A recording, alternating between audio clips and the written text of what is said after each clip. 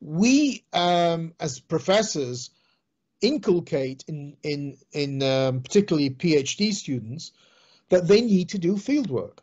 They need to do that, otherwise their PhD isn't really original and hasn't got kind of raw data, as it were.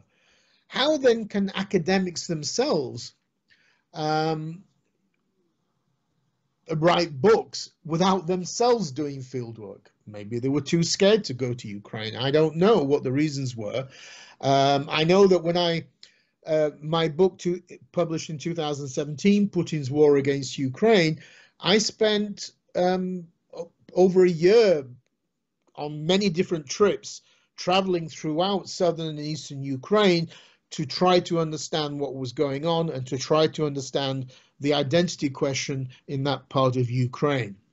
And you simply cannot write about that conflict and those identity questions if you don't travel to those regions. It's simply to only try to understand that from text is wrong.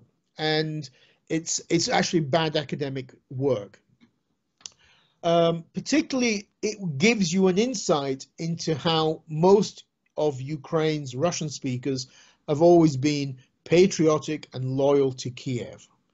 And once you understand that and you talk to all these people and you see them as volunteers, civil society, journalists, or soldiers, or volunteers as in the army, then you will understand why Russia failed in 2014 to create all these pro-Russian uprisings in southern and eastern Ukraine. And you will understand how this wasn't a civil war, and you will in particular understand why Ukraine has been so resilient and tenacious in fighting Russia since 2022, because if Ukraine's Russian speakers had not been patriotic, if they had been pro-Putin and pro-Russian world, Ruski Mir, Ukraine would have been defeated already in 2014, never mind 2022.